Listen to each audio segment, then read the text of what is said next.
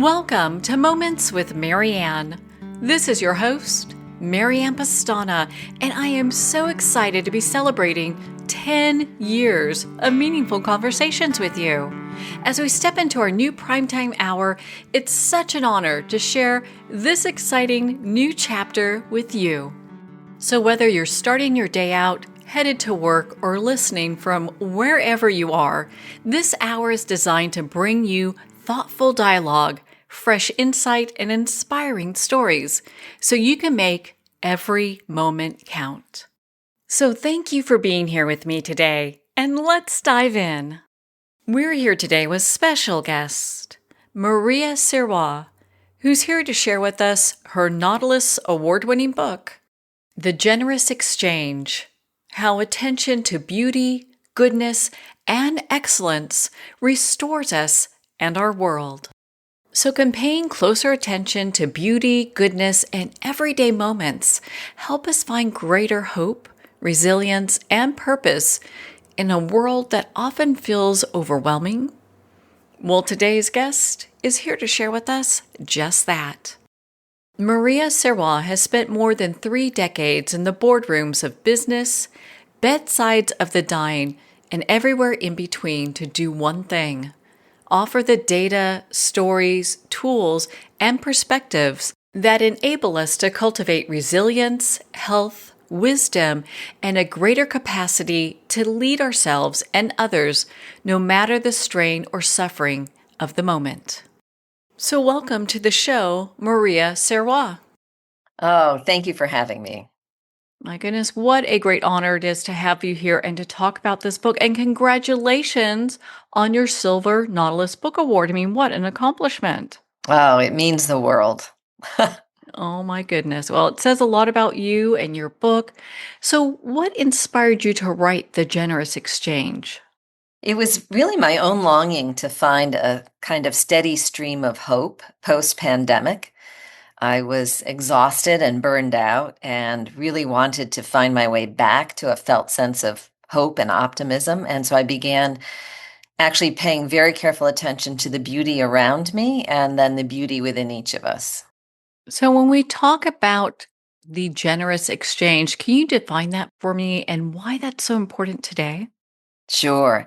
And the notion comes from Robin Wall Kimmerer, who talks about a reciprocity with the natural world that becomes a generous exchange between us and the natural kingdoms, between us and each other. And in my field, positive psychology, we have a character strength known as appreciation of beauty and excellence that Aristotle wrote about, Confucius wrote about centuries ago. And it turns out that when we pay attention with gratitude toward natural beauty or moral beauty, also known as goodness, or the beauty of excellence, we are enlivened and brought to a greater place of health, and we are more contributive back to the world and back to each other. So that's the generous exchange. Our appreciation of beauty fills our hearts. It's literally softens our hearts, and we are kinder in return in that day. And then over time, kinder in return to the world and to each other over the length of time.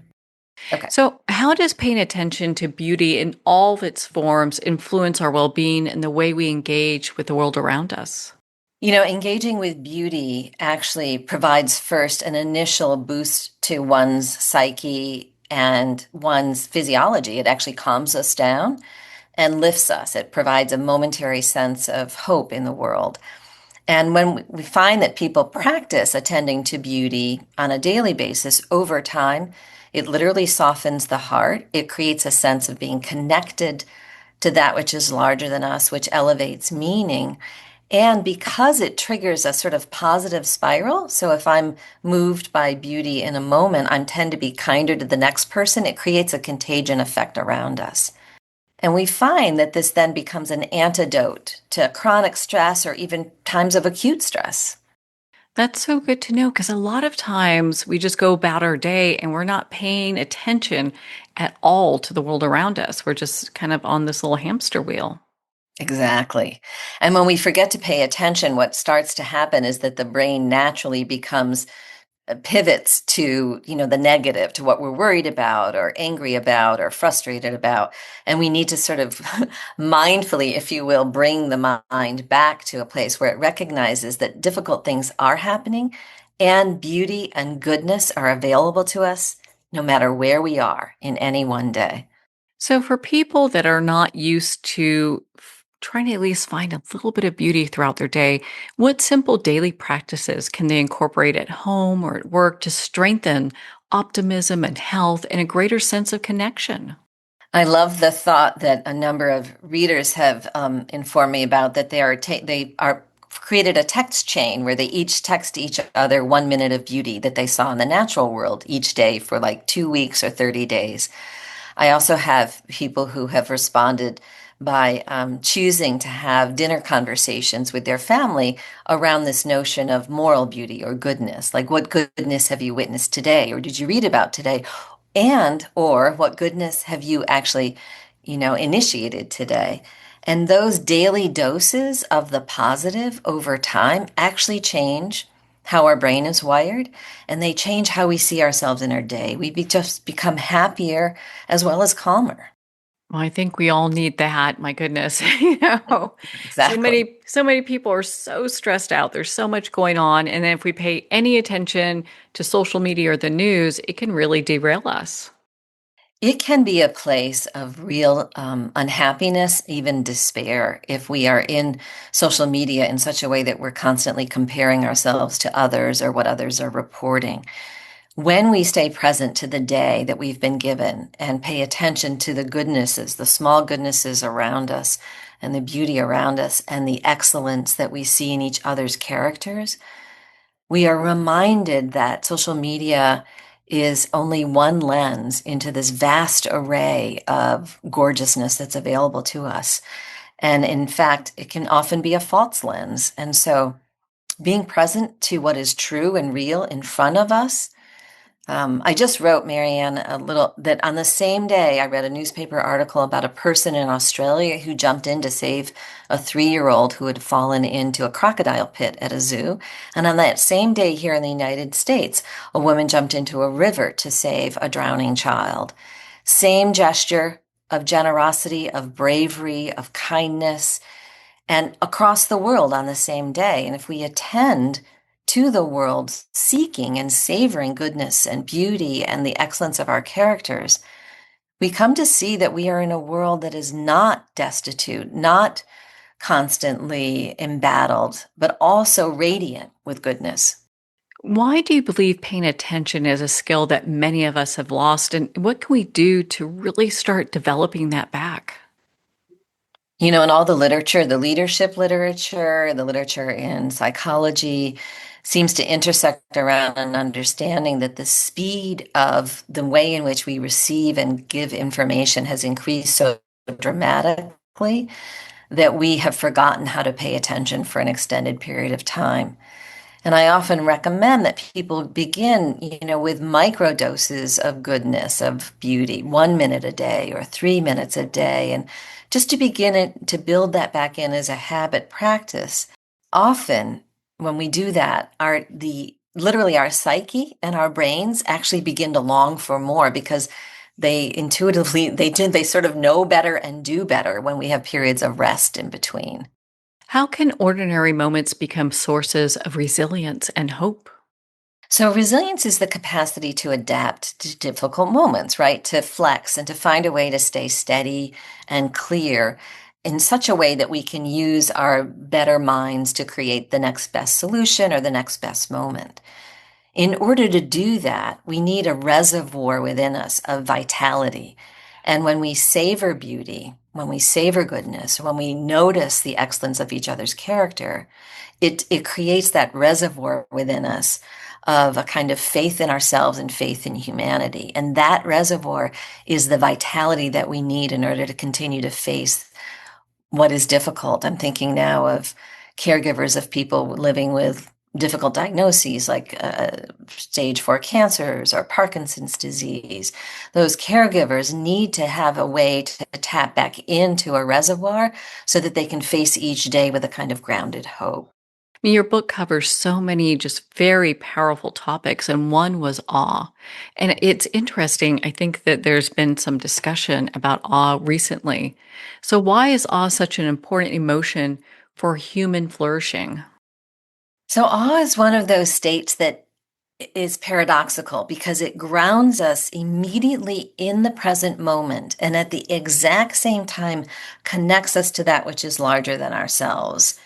And that sense of being connected to something larger bridges time and space. We suddenly feel a part of the grand show, if you will. And when we are experiencing awe, we lose track of time. We are deeply present to the moment. It triggers optimism. It softens the heart. It triggers generosity and kindness. And it contributes to a felt sense that life is worth living. We become both small in our awareness of the smallness that we as individuals play, but at the same time have a sense of being part of this grand web.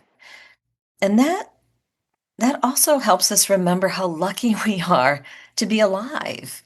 And all of that contributes again to a sense of greater well being. Well, definitely more people need to be in a place where they're feeling greater well being, and awe is such a beautiful place to start. And I love how in your book you talk about this relationship between beauty and resilience. Can you share on that for us? Resilience is necessary in the worst moments of our lives, right? Moments of loss, of upheaval, of sudden change, shocking diagnoses, and or the moment where we realize that a chronic stressor will be present with us throughout for many, many years or throughout our lifetime. And in order to cultivate within us the capacity to endure, we've discovered in the field of positive psychology that having regular doses of the positive is sustaining. It helps us keep moving forward and not become overwhelmed with the stressors of the day or the stressors of our lifetimes. And so beauty is one of the easiest things to access. I mean, even if you live in a city with a ton of concrete around you, you can witness small gestures of kindness. You can witness tiny moments of beauty, like the windowsill plants, if you will, or the small community gardens that are built in our city. So it beauty cuts across geography, it cuts across race, age, time, gender, and in that way is essentially available at any time if we pay attention. Well, it sounds like beauty really interlocks with kind of acts of moral goodness. So, how can recognizing acts of moral goodness change the way we interact with others? One of the most dangerous things in life we can experience, Marianne, is a loss of faith in ourselves and in each other, a loss of faith in humanity. And noticing goodness is the antidote to that. And what's fascinating is that, there are large gestures of goodness, like the two women I just mentioned who helped jump in and rescue children on different sides of the world, right? Huge act of goodness. But there are small acts that are evident regularly and on a daily basis, no matter where we live. And when we pay attention to goodness, not only are we calmed, and not only does it help our physiology regulate itself, not only do we become kinder, it actually triggers in us an awareness of what is possible as a human being. It triggers a model of who we might become also. So I talk about in the book, a neighbor who has fostered children and how admiring I am of her. That is not something that I have participated in myself in my own life. But because I am aware every day of her generosity toward those who were given a difficult start in life, it triggers within me a thought like, oh, how can I become more like her? Not exactly like her, but more like the goodness that she is activating in our world. And so I find myself much more interested in, one of the things I love to do is bake. Can I put together butter, sugar, flour, eggs, and offer a generosity to someone who's not feeling well? So this notion of goodness as an example of who we might become is in, beautiful alignment with what we have been encouraged throughout our conscious awakening as human beings through the best of religions, the best of philosophies, and the best of humanities studies to consider that who we are and who we have been may not be who we become. We can choose to become even larger and more contributive to the world at any moment. So, you mentioned something earlier, and I really want to dive more into this. So, how can we remain hopeful without ignoring the difficult realities around us? Especially, like you mentioned, the child in the UK that was in the crocodile pit, that child was thrown in. So, how do we navigate all this and still end up hopeful? So let me backtrack for a second. When I said earlier that resilience is the capacity to adapt, resilience doesn't mean only paying attention to the good or the helpful or the positive. It is about the capacity to acknowledge that which is broken, difficult, dark, maybe even evil in the world, and at the same time, pivot toward the good. So, our capacity to actually notice an act of cruelty, such as a stranger picking up a child and throwing them in a crocodile pit, and also recognize the goodness that emerged in that moment, the woman who immediately went in to rescue the child. We are remarkable in our capacity to hold both. And the resilience, those of us who are resilient, hold both without denial. We don't deny the negative, and we consciously choose to move toward the positive because that's where that vitality and health and grounded hope is activated. So, I, as a psychologist, I live in a world where suffering is often the first conversation we have. What brings you here into this moment? And it's a story of pain or betrayal or upheaval and loss. We start with a recognition of what is hard.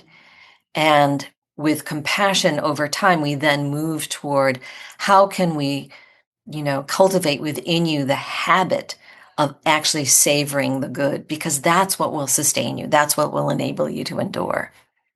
Well, thank you for taking the time to dive into that. And that woman that did jump into that pit to save that child is a true hero. And what a beautiful thing to focus on is her ability to do that and save a life. Absolutely. Absolutely. And these larger acts of generosity, of bravery are evident in the world. We can find them if we look for them, literally look for them through our search engines and newspapers and radio shows and podcasts. And they're also available in our neighborhoods. If we just attend to what is happening in the network or the web of connection in our communities, you'll see smaller acts of kindness all the time. Well, I'm sure nature has so much to teach us. What does it show us about healing and renewal? I think one of the greatest gifts of the natural kingdoms is this, and I talk about it in the book, Rachel Carson back in the 1970s helped us understand this. There's something infinitely healing, to use her phrase, in noticing the refrains of nature, right? That spring comes after winter, dawn comes after dusk. The birds come and they live their lives, they build the nest, the young ones leave, and the next spring, the next sort of visitation of birds comes again, right? And that sense of dawn coming again, we know is absolutely crucial to humanity. It may not come as soon as we'd like it or as brightly as we'd like it, but these smaller evidences of that which is growing and healing and returning is so important to us. How does gratitude and appreciation influence the way we respond to adversity? Because I think, again, kind of looking at just what we are bombarded with on a daily basis, it seems like sometimes it's hard to find gratitude and appreciation. Oh God, it can be really hard, right? I mean, there are moments when we feel like the universe is just absolutely against us, right? Isn't that the truth? Like it's targeted us, right? Like it's, oh my God, one arrow shot after another. So yeah, it can be really hard, which is why, by the way, building in practices of appreciation of any of the forms of beauty or building in practices of gratitude in peaceful times is important, because then we'll have habituated our way of living in the world so that we become, oh, I'm the kind of person who's grateful in the day, no matter what the day brings me. So when the difficult times come, that's already built in. But There are many ways in which gratitude benefits us. It creates often a positive contagion effect. So if I'm appreciative of you and your attention to this work in the world, and I let you know that, you are more likely to be grateful for an encounter you have later on today. It literally creates a positive contagion cycle. Gratitude twins with probably the greatest moral virtue that we have, which is love of humanity. It's kind of like the two DNA strands. If I'm appreciative and I demonstrate gratitude, the people who witness that and the people who experience it tend to be more generous. They tend to actually express love of humanity in tiny and large ways.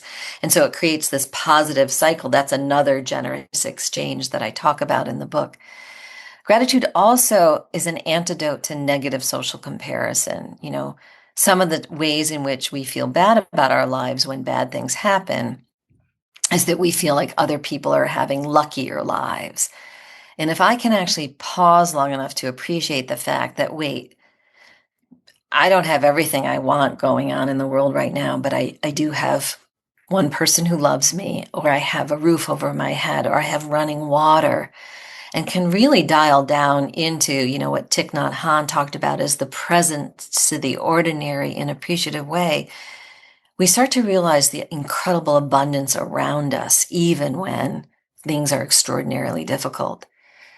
I remember during the pandemic, hearing from a number of my students that what got them through was the habit practice we have of appreciating just an inanimate object around us. We couldn't leave our homes, our apartments.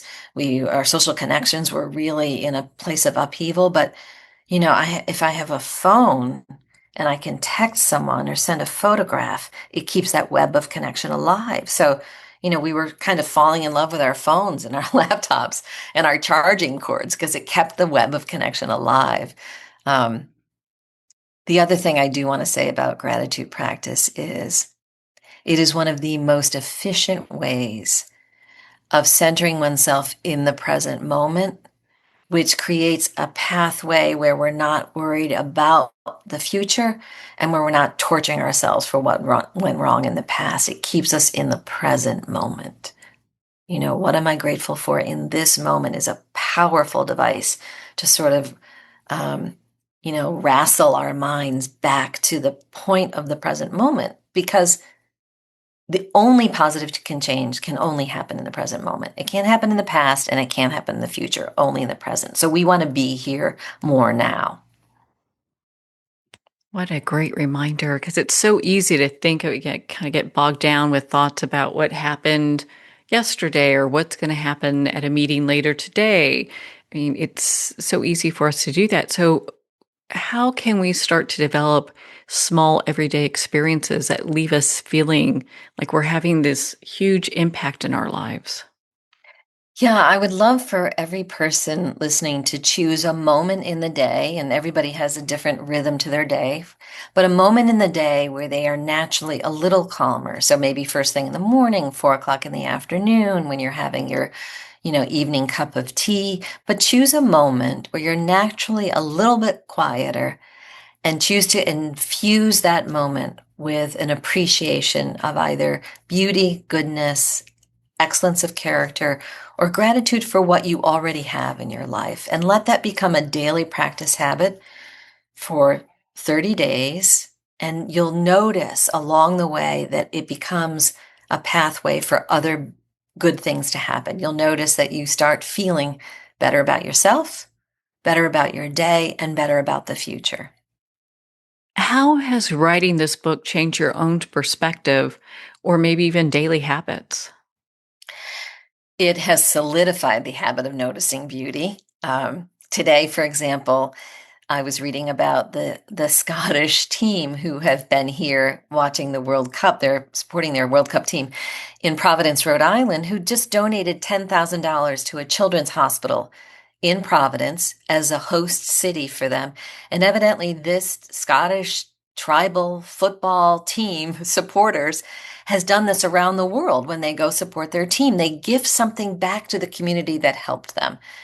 So it has just absolutely solidified the habit for me of noticing beauty in one form or another every single day.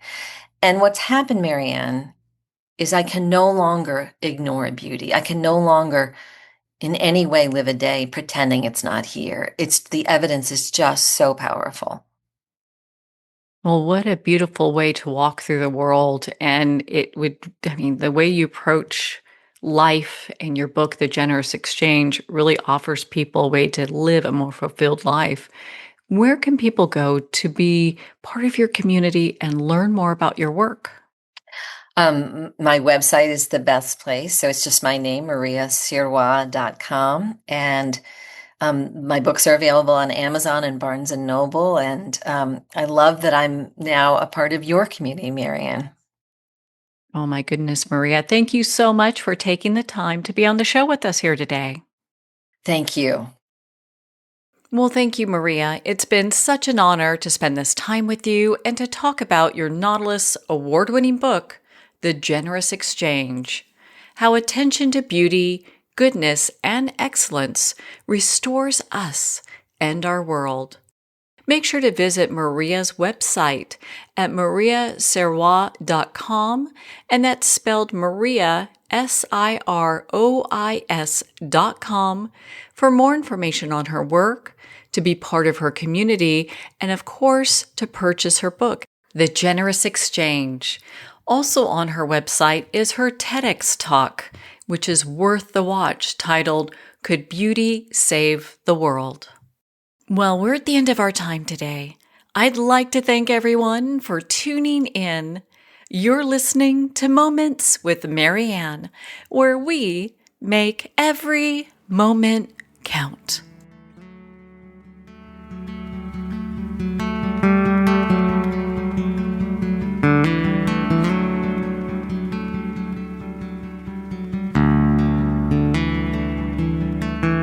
In a single moment, your life can change. Moments with Marianne is a transformative hour that covers an endless array of topics with the best of the best. Her guests are leaders in their fields, ranging from inspirational authors, top industry leaders, and business and spiritual entrepreneurs. Each guest is gifted and a true visionary, a recognized leader in her own work, and while teaching others to develop, refocus, and grow, Marianne will bring the best guest and sometimes a special surprise. Don't miss this. You never know just which moment will change your life forever.